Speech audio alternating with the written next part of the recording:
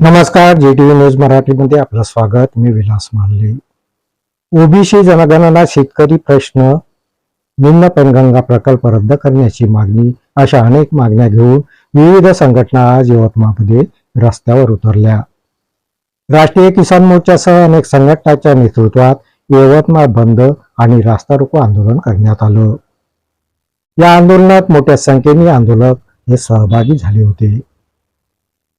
राष्ट्रीय किसान मोर्चा, भारतीय मुक्ती मोर्चा यासह विविध संघटना या आज अनेक मागण्या घेऊन रस्त्यावर उतरल्या. यवतमाळमध्ये या संघटनांकडून बंदची हाक देण्यात आली होती. विविध संघटनांनी मोठ्या संख्येने पदाधिकारी आणि कार्यकर्ते हे रस्त्यावर उतरल्याने यवतमाळ शहरातील वाहतूक काही काळासाठी ही विस्कळीत झाली. यावेळी आंदोलकांनी निम्न पेनगंगा प्रकल्प रद्द करण्याची प्रमुख मागणी केली. शेतकऱ्यांची कर्जमाफी, पीक विमा यासारख्या मागण्यांकडे सरकारचं लक्ष वेधण्याचा प्रयत्न केला. देशात ओबीसीची जनगणना केली जात नाही, त्यामुळे ओबीसींवर हा अन्याय असल्याची भावना यावेळी आंदोलकांकडून व्यक्त करण्यात आली. पीईटी परीक्षा रद्द करण्याची मागणीही यावेळी करण्यात आली. आंदोलनादरम्यान करण्यात आलेल्या मागण्यांकडे सरकारनं दुर्लक्ष केल्यास अधिक तीव्र आंदोलन करण्याचा इशारा हा यावेळी भारतीय मुक्ती मोर्चाकडून देण्यात आला. विविध संघटना रस्त्यावर उतरल्यामुळे पोलिसांनी चोख बंदोबस्त ठेवला होता.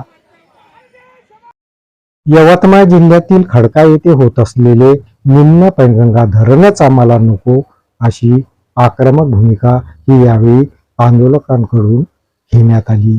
सोबतच पेसा कायद्यामध्ये ज्या 46 ग्रामपंचायत या लागल्या त्या ग्रामसभेने या ठरावाला मान्यता दिलेली नाही आहे, तरी सुद्धा प्रशासन जोर जबरदस्तीने कोणत्याही गावाला विचारात न घेता, कोणत्याही शेतकऱ्याला या संबंधित माहिती न देता हुकुमशाही पद्धतीने, हिटलरशाही पद्धतीने, जबरदस्तीने, गुंडाराज पद्धतीने काम करत आहे. आणि संविधान असताना सुद्धा हे सरकार शेतकऱ्यांना जुमानत नाही आहे. आम्ही याआधी सुद्धा जिल्हाधिकारी कार्यालयावर मोर्चा काढला.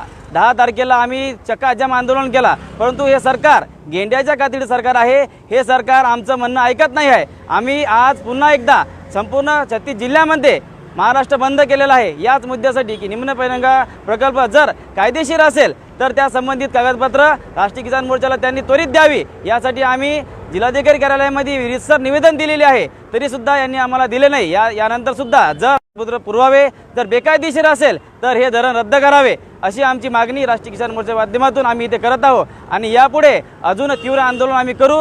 95 गावातील शेतकरी या आंदोलनामध्ये सामील आहे. आणि हे धरण आम्हाला नको आहे. या धरणामुळे आमचं घरं, आमची शेती, आमचे संसार उद्ध्वस्त होणार आहे. या बातमीपत्रात इथेच थांबतो. परत भेटूया नवीन बातमीपत्रात. तोपर्यंत पाहत राहा जीटीव्ही न्यूज मराठी. नमस्कार.